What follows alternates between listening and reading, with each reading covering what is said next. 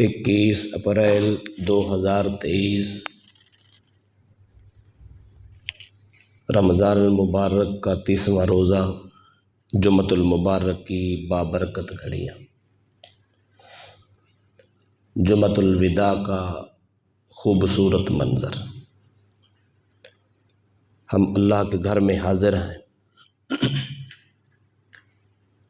یہ ماہ مقدس جب آیا تھا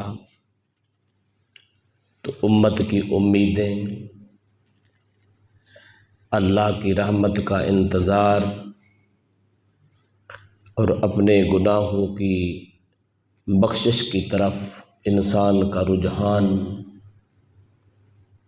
جنت کے دروازوں کا کھل جانا، جہنم کے دروازوں کا بند ہونا، شیطان کا قیدی ہو جانا، یہ امت کی بہت بڑی امیدیں تھیں۔ پھر رمضان المبارک کے بابرکت روزے جو اللہ کی ملاقات اور اس کے قرب کا خاص ذریعہ تھے، پر اس ماہ مقدس کی عبادات جس میں فرض 70 فرضوں کے برابر، نوافل فرض کے برابر اجر و ثواب رکھتا تھا،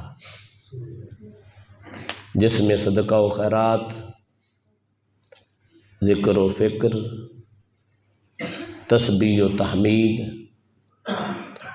صبح اور شام کے اذکار و اوظاف،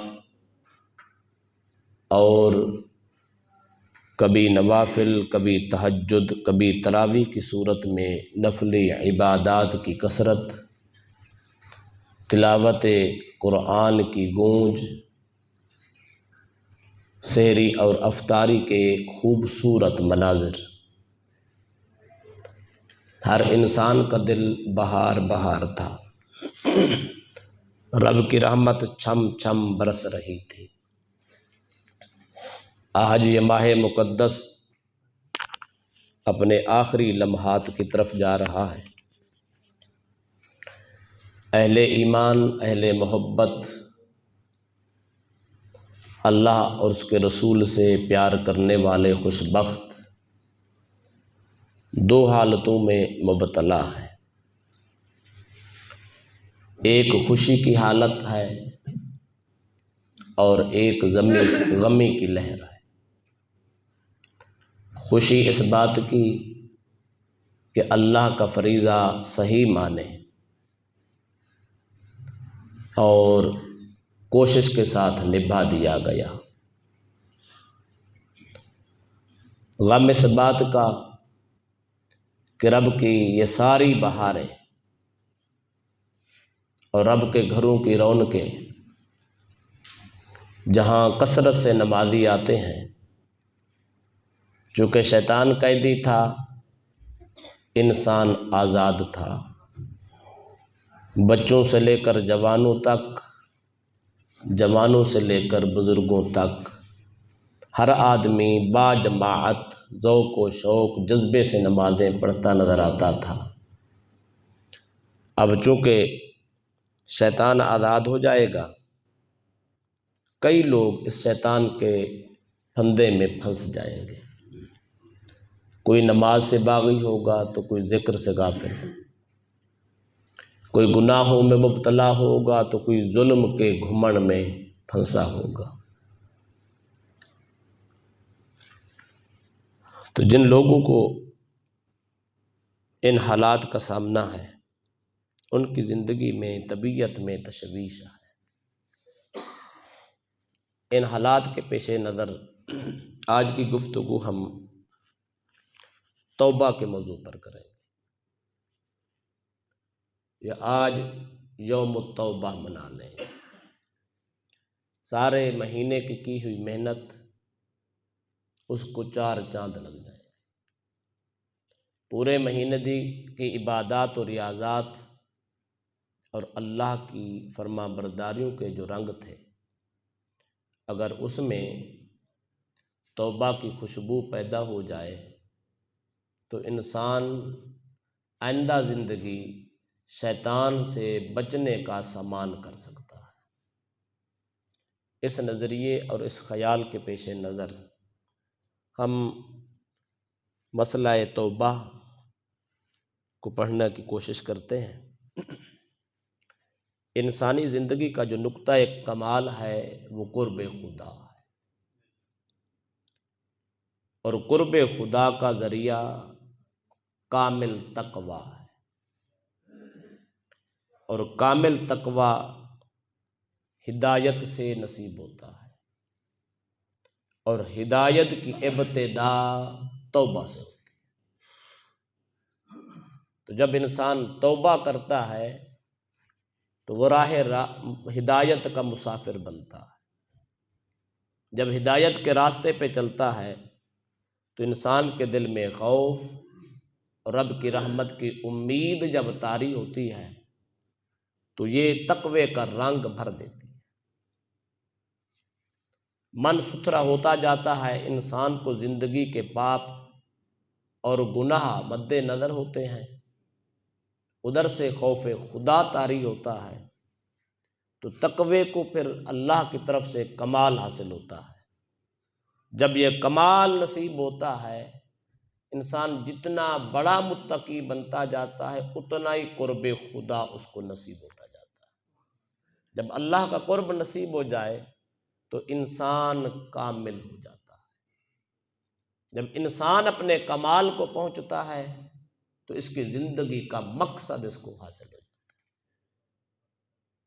تو ہم نے توبہ کے راستے سے اپنے قرب خدا کے مقصد کو پانے کے لیے سفر کرنا ہے۔ توبہ کا مطلب کیا ہوتا ہے؟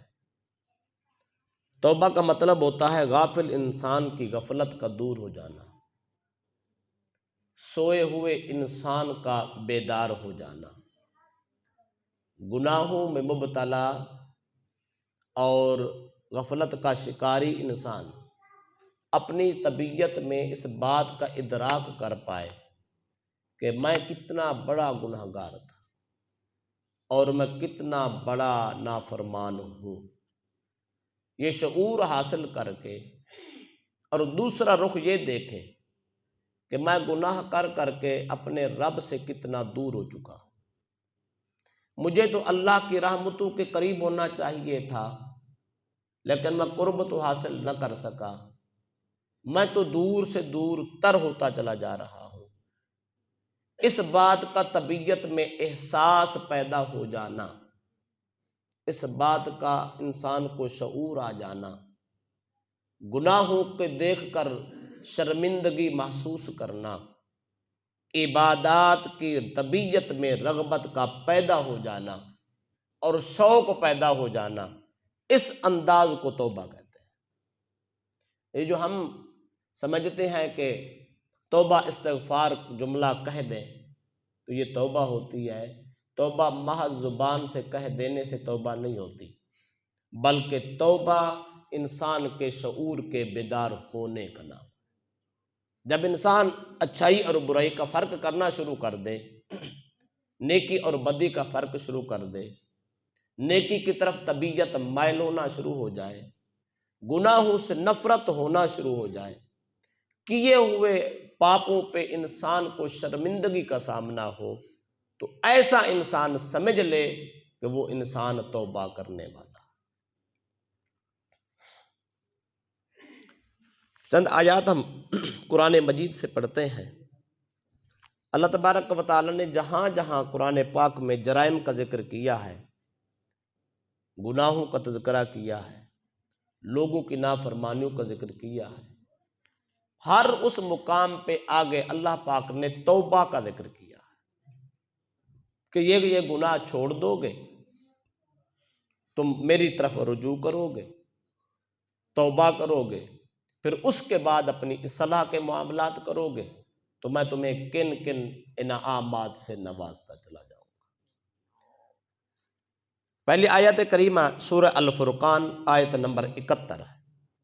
اللہ تبارک و تعالی نے فرمایا وَمَن تَابَ وَعَمِلَ صَالِحًا، جس شخص نے توبہ کی اور عمل صالح کیے، فَإِنَّهُ يَتُوبُ إِلَى اللَّهِ مَتَابًا، اس نے اللہ کی طرف توبہ کرنے کا حق ادا کر دیا۔ تو یہ بات قابل توجہ ہے۔ اللہ فرماتا ہے توبہ کرنے کے بعد زندگی میں عمل صالح رائج ہو جائے، زندگی میں تبدیلی آ جائے۔ یہ نہیں ہے توبہ کی رنگ وہی ہے، حالت وہی ہے، انسان کا انداز زندگی پھر سے وہی ہے، اس کو کوئی فرق ہی نہیں پڑا، چھڑا زبان سے توبہ توبہ کہہ دیا، بات ختم ہوگی۔ نہیں، وَمَن تَابَ وَعَمِلَ صَالِحًا، توبہ کر کے عمل صالح شروع کر لے، ایسے آدمی کا سمجھا جاتا ہے اللہ کے ہاں کہ اس آدمی نے سچی توبہ کی۔ اگر انسان ایک بار توبہ کر لے، توبہ کرنے کے بعد عمل صالح شروع نہ کرے تو اس کا مطلب ہے نافرمان تو پھر بھی رہا، توبہ تو اس نے کی پر توبہ کا حق ادا نہ کیا۔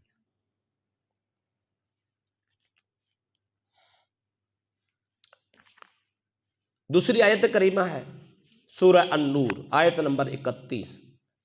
اللہ تبارک و تعالی نے مسلمانوں سے فرمایا، مؤمنین سے فرمایا، وَتُوبُوا إِلَى اللَّهِ جَمِيعًا أَيُّهَا الْمُؤْمِنُونَ، اے ایمان والو اللہ کی طرف سب کے سب توبہ کرو۔ سب مسلمانوں کو، مؤمنین کو توبہ کی رب کی دعوت ہے۔ اللہ فرماتا ہے اپنے رب کی طرف توبہ کرو، اللہ کی بارگاہ میں آ جاؤ، اپنا رخ موڑ لو، اپنا رجحان چینج کر لو، اپنے طبیعت کو مائل اللہ کر لو۔ مولا اگر کر لیں ہم اپنی توجہ اپنے معاملات تیری طرف کر لیں تو کیا ملے گا؟ اللہ فرماتا ہے لعلکم تفلحون، تو تم فلاح پا جاؤ۔ اس کا مطلب ہے توبہ انسان کو کامیاب کر دیتی ہے۔ کامیابی کا راستہ توبہ سے ہی شروع ہوتا ہے، رب کے قرب میں جا کے ختم ہوتا ہے۔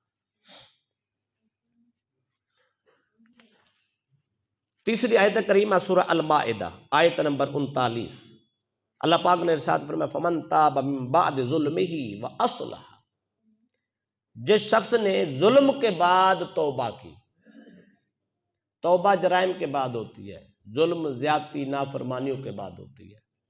اللہ فرماتا اگر کوئی شخص ظالم رہا، نافرمان رہا، زیادتیاں کرتا رہا، بندوں اور اللہ کے حقوق کو غصب کرتا رہا، اپنی جان پہ ظلم کرتا رہا، تو کوئی بات نہیں ہے، ظالم تو تھا پر اب تائب ہو گیا۔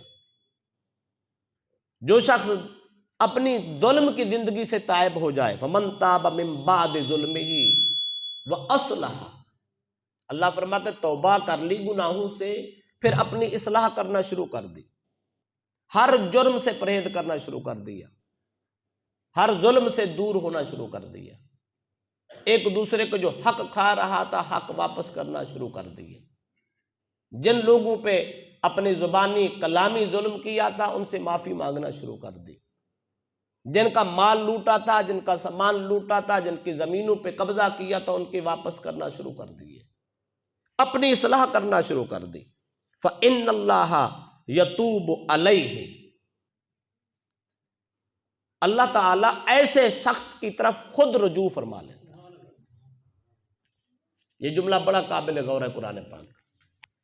پہلے یہ تھا انسان ظالم تھا، نافرمان تھا، پاپی تھا، گناہ گار تھا، سیاہکار تھا، اس نے ہدایت حاصل کرنے کے لیے شرمندہ ہوا، اللہ کی طرف رجوع کیا، توبہ کر لی، یہ بندہ تائب رہا۔ جب بندہ تائب ہو جاتا ہے پھر اپنی اصلاح کر لیتا ہے، یعنی توبہ کے تقاضے پورے کرتا ہے، تو اللہ اپنا نظام چینج کر لیتا ہے۔ اللہ فرماتا ہے میرا بندہ پہلے تو میری طرف آیا تھا، اب میں خدا اپنی مغفرت و رحمت کے ذریعے تیری طرف توجہ فرماتا ہوں۔ بندہ بھی تائب ہوا، خدا بھی تائب ہوا۔ بندہ رب کی طرف تائب ہوتا ہے، رب بندے کی طرف تائب ہوتا ہے۔ تو معنی یہ ہے جب بندہ توبہ کرتا ہے، اللہ کی طرف رجوع کرتا ہے، تو اس کا مقصد ہوتا ہے اللہ کی رحمت و بخشش کو طلب کرنا۔ پر جب اللہ دیکھتا ہے کہ اس بندے نے سچی توبہ کی، اپنی اصلاح کی، حقوق کی پاسداری شروع کر دی، عمل صالح شروع کر دیے، اللہ کی رحمت کو اتنا جوش آتا ہے، اللہ اپنی رحمت، اپنے کرم، اپنے فضل، اپنی بخشش کے ساتھ اپنے بندے کی طرف ساری توجہ فرما دیتا ہے۔ جب اللہ بندے کی طرف توجہ فرماتا ہے تو انسان دونوں جہاں میں کامیاب ہو جاتا ہے۔ لہذا اس سے ایک بات تو یہ بھی ثابت ہوئی،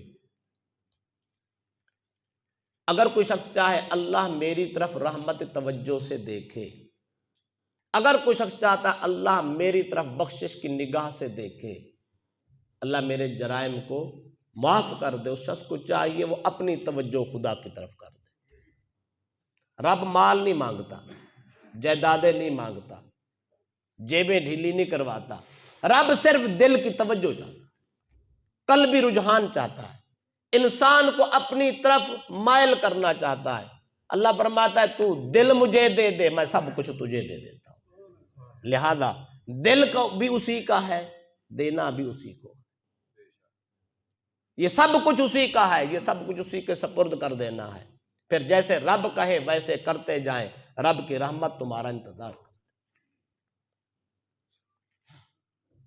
اور اس میں یہ بھی ہے، اللہ پاک نے جو اتنی بڑی بشارت دی ہے، جو آدمی ظلم کے بعد توبہ کر لے، اصلاح کر لے، میں اس کی طرف بخشش و مغفرت سے متوجہ ہو جاتا ہوں۔ اس بات کی طرف اشارہ بھی ہے کہ اللہ تعالیٰ فرماتا ہے کتنا بڑا ظالم کیوں نہ ہو، اس بات کی کوئی شرط نہیں ہے۔ یہ نہیں ہے چھوٹے گناہوں والا توبہ کرے، بڑے والا نہ کرے، شرماتا پھرے، نہیں۔ اللہ فرماتا ہے جس شعبے کا آدمی ہو، جتنا بڑا ظالم کیوں نہ ہو، وہ ایک بار آئے تو صحیح، وہ میری بارگاہ میں رجوع تو کرے، وہ میرے ساتھ رابطہ تو کرے، کانٹیکٹ تو کرے نا۔ یہ کانٹیکٹ کرنا بندے کا کام ہے، بس رابطہ کرنا بندے کا کام ہے، دل کا رجحان کرنا اللہ کی طرف کام ہے۔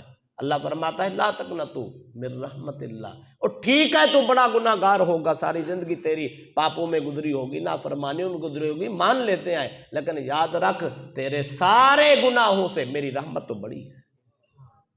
اگر کوئی اتنا بڑا ظالم ہو، ساری کائنات میں اس کا ظلم رائج ہو، رب کی رحمت سے تو بڑا نہیں ہو سکتا۔ اللہ پھر بھی دعوت دیتا، اللہ فرماتا ہے لا تقنطوا من رحمت اللہ، اے ظالم رب کی رحمت سے مایوس نہ ہونا، تو کسی وقت بھی میری طرف رجوع کر گیا تو میری رحمت تجھے اپنے سینے سے لگا لے۔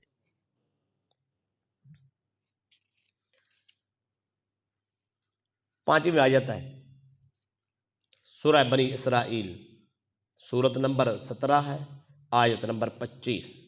اللہ پاک فرماتا ہے ربکم اعلم بما فی نفوسکم، تمہارا رب تمہارے دلوں کے راز بھی جانتا ہے، تمہارے خیالات بھی جانتا ہے، تمہاری چھپی ڈھکی باتیں جانتا ہے، اور رات کے اندھیرے میں کیے گناہ بھی جانتا ہے، دن کے اجالے میں کی ہوئی فحاشی بھی جانتا ہے۔ اللہ سب کچھ جانتا ہے، سب کچھ جاننے کے باوجود پھر بھی رب کہتا ہے بندہ تو ایک دفعہ آ تو صحیح، میں تیرا سب کچھ جانتا ہوں۔ رب کا کرم دیکھیں، وہ سب کچھ جاننے کے باوجود نہ کبھی اس نے رزق بند کیا ہے، نہ کبھی عزت ہماری خراب کی ہے، وہ سب کچھ دیے جا رہا ہے، سب کچھ جان کر بھی دیا جا رہا ہے۔ اس کا مطلب یہ ہے رب بندے کو بخشنا چاہتا ہے، وقت بھی دیتا ہے، مہلت بھی دیتا ہے، موقع بھی دیتا ہے، اسباب بھی دیتا ہے۔ کیا خیال ہے؟ یہ رمضان مبارک کا خوبصورت پیکج اللہ پاک نے ہماری بخشش کے لیے دیا تھا۔ من صام رمضان احتسابا غفر لہ ما تقدم من ذنبہ، اللہ فرماتا ہے جو آدمی رمضان مبارک کے روزے صرف میری رضا ثواب کی نیت سے رکھتا ہے، اللہ اس کے سارے گناہ معاف کر دیتا ہے۔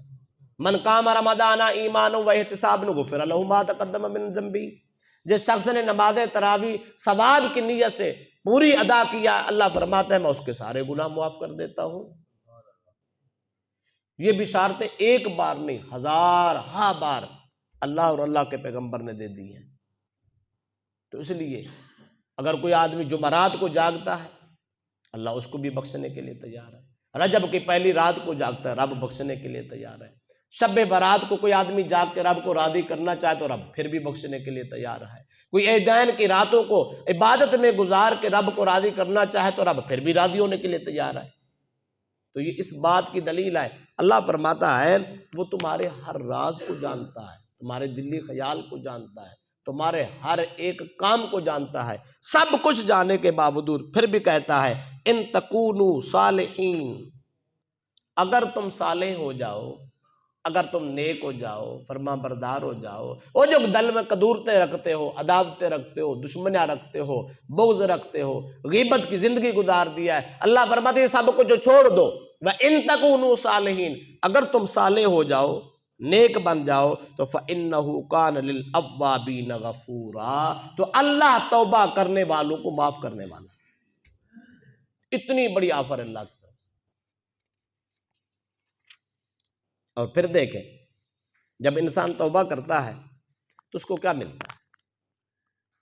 حدیث پاک کا سہارا لے تو ابن ماجہ حدیث نمبر 4250 ہے، حضرت عبداللہ ابن مسعود رضی اللہ تعالیٰ عنہ کے راوی ہے، رسول اکرم صلی اللہ علیہ وسلم نے فرمایا التائب من الذنب کمن لا ذنب لہ، جب کوئی آدمی اپنے گناہوں سے توبہ کرتا ہے تو اللہ اس کو ایسا پاک کرتا ہے کہ اس کی ہسٹری سے سب کچھ مٹا دیتا ہے، اللہ لکھ دیتا ہے کہ اس نے ساری زندگی گناہ کیا ہی نہیں۔ یہ قابل غور بات ہے، ساری زندگی پاپ کرتا رہا، 100 سال کے بعد بھی اگر وہ توبہ کر لیتا ہے اللہ سب پہ معافی کا کلم پھیر دیتا ہے، اس کی ہسٹری میں گناہ رہتا ہی نہیں ہے، نافرمانی کا جملہ ہی نہیں رہتا، سب کچھ مٹا دیتا ہے۔ اللہ فرماتا ہے جا میرا بندہ، تو نے توبہ تو کر لی، بس تو نے رجوع کر لیا، میں نے تیرا سب کچھ معاف کر دیا۔ جامع ترمذی کی حدیث نمبر 2499 ہے، حضرت انس بن مالک رضی اللہ تعالیٰ عنہ راوی ہے، فرماتے ہیں رسول اکرم صلی اللہ علیہ وسلم نے فرمایا کل ابن آدم خطاؤن وخیر الخطائین التوابون، نبی اکرم صلی اللہ علیہ وسلم نے فرمایا ہر انسان اپنے اپنے درجے میں کسی نہ کسی انداز میں، کوئی بڑا ہے، کوئی چھوٹا ہے، کوئی درمیانہ ہے، ہر لیول پہ ہر انسان کسی نہ کسی گناہ میں ہے۔ کل ابن آدم خطاؤن، ہر انسان خطا کار ہے سوا انبیاء کے، وہ معصوم عن الخطا، باقی جتنے طبقات ہیں اپنی اپنی ہستی اپنے اپنے درجے مطابق کہیں نہ کہیں کمیاں بیشیاں ہر انسان میں ہیں۔ اللہ فرماتا ہے، اللہ کے نبی فرماتے ہیں وَخَيْرُ الْخَطَّائِينَ، بہترین خطا کار وہ ہے التوابون، جو مولا کی بارگاہ میں توبہ کرتا ہے۔ کیا خیال ہے کوئی خطا کار کو بھی بہتر کہتا ہے؟ یہ اللہ اور اس کے رسول کی رحمت ہے۔ اللہ فرماتا ہے خطا کار بر خیر الخطائین، بہترین خطا کار ہے جو گناہ کر بیٹھے غلطی ہو جائے تو فوراً رب کی بارگاہ میں توبہ کرے۔ کیوں؟ اس لیے جب انسان توبہ کر لیتا ہے تو اللہ اس کے پہلے معاف کر دیتا ہے۔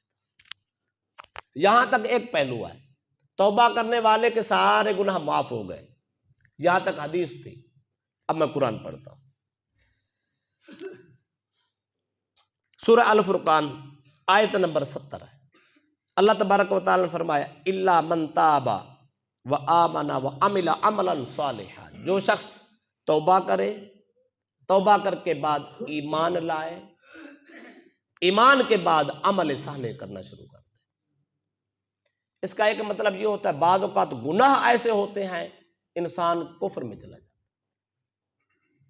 اللہ فرماتے توبہ کرو، یا پہلے ہی کافر تھا کافر توبہ کرے، یا ایسے گناہوں میں مبتلا تھا جو قرب کفر کے پہنچا ہوا تھا، اللہ فرماتا اس کو چاہیے توبہ کرے، وہ ساری حرکتیں سارے پاپ گناہ چھوڑ دے اور پھر ایمان لائے، تجدید ایمان کرے۔ تجدید ایمان کا مطلب یہ ہوتا ہے دوبارہ سے اپنے آپ کو سمجھے یار میں کس حال میں تھا، نہ جانے میرا ایمان تھا یا نہ تھا، پھر سے ایمان کو تقویت دے۔ اس لیے رسول اکرم صلی اللہ علیہ وسلم نے فرمایا لوگوں تمہارے ایمان بوسیدہ ہو جاتے ہیں جس طرح کپڑا بوسیدہ ہو جاتا ہے، ایمان پرانے ہو جاتے ہیں جس طرح کپڑا پرانا ہو جاتا ہے، کپڑا استعمال کر کر کے اس کو نقش و نگار ختم ہو جاتے ہیں، رونق ختم ہو جاتی ہے، اس کی چمک ختم ہو جاتی ہے۔ تو ہر آدمی اپنے کپڑے کو نیا کرتا ہے، کوئی دھو لیتا ہے، کوئی اس کی پیوند کاری کرا لیتا ہے، کوئی ڈیزائننگ کرا لیتا ہے، کوئی نئے لے آتا ہے۔ اللہ کے نبی نے فرمایا ہر انسان کا ایمان یہ بھی زخمی ہو جاتا ہے، یہ بھی پھٹ جاتا ہے، بوسیدہ ہو جاتا ہے، اپنے ایمان کی تجدید کیا کرو۔ صحابہ نے پوچھا یا رسول اللہ تجدید ایمان کیا ہے؟ فرمایا کثرت کلمہ پڑھ کیا کرو، کثرت سے کلمہ طیبہ کی کثرت کیا کرو، اللہ تمہارے ایمان کو پھر سے جدت عطا کر دے۔ تو اس آیت میں اسی کی طرف اشارہ ہے، اللہ فرماتا ہے جو شخص توبہ کرے، توبہ کے بعد پھر تجدید ایمان کرے، وَعَمِلَ عَمَلًا صَالِحًا، پھر عمل صالح کرنا شروع کر دے، فَأُولَئِكَ يُبَدِّلُ اللَّهُ سَیِّئَاتِهِمْ حَسَنَات، اللہ اس انسان کے ساری سیئات اور گناہوں کو نیکیوں میں بدل دیتا۔ پہلے ہم نے حدیثیں پڑھی ہیں، اس کا مطلب یہ تھا جو آدمی گناہ سے توبہ کرتا ہے اللہ گناہ سے مٹا دیتا ہے، بس گناہوں پہ معافی ہو گئی، بات ختم ہو گئی۔ اب لکھا گیا اس نے کوئی زندگی میں گناہ نہیں کیا، یوں سمجھو جس طرح ماں کے پیٹ سے انسان پیدا ہوتا ہے اس کی زندگی میں گناہ نہیں ہوتا، اسی طرح پاک ہو گیا۔ لیکن اللہ کا قرآن کہتا ہے جب رب سچے تائب کو اپنا انعام عطا کرتا تو اللہ یہ نہیں دیکھتا کہ صرف گناہ مٹانے ہیں، نہیں، بلکہ اللہ اس کے سارے سیئات کو حسنات میں تبدیل کر دیتا ہے۔ یعنی اگر لاکھوں گناہوں کا وہ وارث تھا، کروڑوں گناہ کرنے والا انسان تھا، یہ بہت بڑا ظالم اور جابر تھا، جب انسان توبہ کرتا ہے تو اللہ سارے گناہ، سارے اس کی بیماریاں، ساری برائیاں اللہ نیکیوں میں تبدیل کر دیتا ہے۔ یعنی جتنا بڑا گناہ گار ہوتا ہے اتنا بڑا نیکوکار لکھ دیا جاتا ہے۔ تو اس کا مطلب یہ ہے، یہ مت سوچیں کہ چھوٹے گناہ کیے تو توبہ کر لے، بڑے گناہوں والا شرماتا پھرے، پچھتاتا پھرے، اوہ میری کہاں قبول ہوتی ہے، میری کہاں قبول ہوتی ہے۔ بھئی اگر 100 کے قاتلوں کو وہ معاف کر دیتا ہے تو باقی گناہ گاروں کو کیوں نہیں معاف کرے گا؟ اس کی رحمت میں کوئی کمی نہیں ہے، لہذا رب کی رحمت آج بھی صدائیں دے رہی ہے، اور ہمیں اللہ کی بارگاہ میں رجوع کر لینا چاہیے اور اپنی گناہوں کی معافی مانگ لینی چاہیے۔ وَقَانَ اللَّهُ غَفُورًا رَحِيمًا، چونکہ اللہ کی شان ہے وہ رحم بھی کرنے والا ہے، گناہ بھی معاف کرنے والا ہے۔ صحیح بخاری اور مسلم کی متفق علیہ حدیث ہے، مشہور زمانہ واقعہ ہے، بنی اسرائیل کا شخص تھا جو بہت بڑا گناہ گار تھا، بوقت موت اس کو شرمندگی ہوئی، احساس ہوا، اس نے سوچا اگر اسی حال میں مر گیا نا جو میری حالت ہے، اگر رب نے پکڑ لیا، میری گرفت ہو گئی، جب وہ عذاب دے گا تو وہ عذاب برداشت نہیں ہوگا۔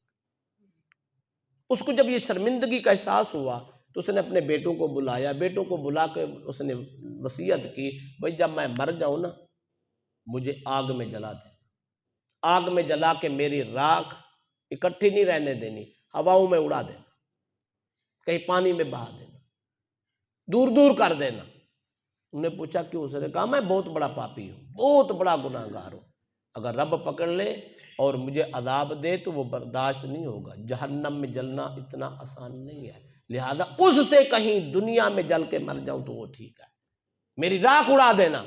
اللہ کے نبی فرماتے ہیں، صحیح مسلم اور صحیح بخاری کی متفق علیہ حدیث ہے، بخاری میں یہ 3293 اور مسلم شریف میں 2756 نمبر حدیث ہے۔ تو جب وہ انسان مر گیا، اولاد نے اس کو جلایا، جلا کے اس کی راکھ ہوا میں اڑا دی، جب مر گیا تو اللہ پاک نے فرشتوں کو آرڈر دیا کہ اس آدمی کو میرے پاس لے کر۔ فرشتوں نے سارے ذرات کو اکٹھا کیا، پھر سے انسان کا وجود ہوا، اللہ کی بارگاہ میں کھڑا کر دیا گیا۔ اللہ پاک نے پوچھا، اے میرے بندہ یہ بتا تو نے یہ سارا کام کیوں کیا؟ اس نے ایک جملہ بولا تھا، اس نے کہا یا اللہ مجھے پتا تھا میں کتنا بڑا گناہ گار ہوں، میں اپنے کرتوتوں سے واقف تھا، تو جب میرا آخری وقت آیا تو میں تیرے خوف سے ڈر گیا، تیری پکڑ سے ڈر گیا، تیرے دبدبے سے ڈر گیا، تیری بارگاہ کی پیشی سے ڈر گیا، تو اس لیے میں نے یہ فیصلہ کیا آخرت کا عذاب بہت مشکل ہے، مجھے دنیا میں عذاب مل جائے تو جان چھوٹ جائے گی۔ اللہ پاک نے فرشتوں سے فرمایا اتنا خوف یہ کس وقت کر رہا ہے؟ مرتے وقت کر رہا ہے، آخری ٹائم کر رہا ہے، وصیت کر رہا ہے، شرمندہ ہو گیا ہے۔ اللہ کو اتنا ترس آیا، اللہ پاک نے فرشتوں سے فرمایا میرے فرشتوں گواہ ہو جاؤ، میں رب نے اس کو معاف کر دیا۔ اتنا بڑا ظالم، مرتے ٹائم بھی اس کو اگر شرم آ گئی تو رب نے اس کی شرم کی بھی اتنی لاج رکھی ہے۔ اور یہ بندہ بنی اسرائیل کا ہے، بھئی اگر بنی اسرائیل کے انسان کو اس پہ رب اتنا کرم کر دیتا ہے تو امت مصطفیٰ کے غلاموں پہ رب کتنا کرم کر۔ آؤ توبہ کا وقت، رمضان مبارک روزے رکھنے والے خوش بختوں، نماز تراویح اور قرآن پڑھنے پڑھانے سننے سنانے والے خوش نصیبوں، دنیا کی دلدل میں پھنسے لوگ ہیں، شیطان آزاد ہونے والا ہے، ہم آج آزاد ہیں، اسی آزادی کو قائم رکھنا ہے، اسی عبادات کا سلسلہ جاری رکھنا، پھر سے غافل نہیں ہونا، پھر سے دنیا میں مست نہیں ہونا، دنیا بھی ساتھ چلائے، دین کو ترجیح دیں، اللہ کی طرف رجوع رکھیں، تو انشاءاللہ رب کی رحمت آج بھی صدائے بلند کر رہی ہے۔ ایک بات یا دو باتیں میں مختصر سنا دیتا ہوں، واقعی کی صورت میں سنا دیتا ہوں تاکہ ہر عام و خاص کو سمجھ آئے۔ سرکار دو عالم صلی اللہ علیہ وسلم کا ایک غلام تھا فضالہ، وہ اپنی توبہ کا واقعہ بیان کرتے ہیں۔ حضرت فضالہ فرماتے ہیں کہ میں کبھی چوری بھی کر لیتا، کبھی قتل بھی کر لیتا، لیکن زنا کے لیے بہت بڑا عادی مجرم تھا۔ کہتے ایک دن ایسا ہوا، ان کی روٹین تھی ہر روز کہیں نہ کہیں نئی کسی عورت کی عزت لوٹنی ہوتی تھی، اتنا بڑا جابر۔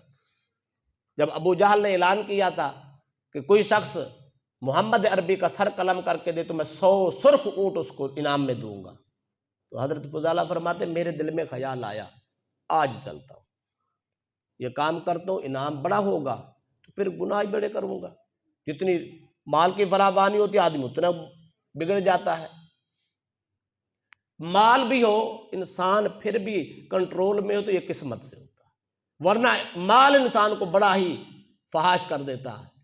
تو انہوں نے کہا میں جا کے سر قلم کرتا ہوں، 100 اونٹوں کی آفر ہے، مالدار ہو جاؤں گا، پیسے کی فراوانی ہوگی تو پھر لوگوں کی عزتیں لوٹنا آسان ہو جائے گی۔ چل پڑا، جب جاتا رہا اس کے راستے میں ایک خاتون تھی جس کے ساتھ اس کا رابطہ تھا، جاتے ہوئے اس کو کہہ گیا کہ میں نے آج آنا ہے، بڑا مال لے کر آنا۔ چلا گیا، حرم کعبہ میں گیا، انتظار کرنے لگا کہ محمد بن عبداللہ کس وقت آتے ہیں صلی اللہ علیہ وسلم۔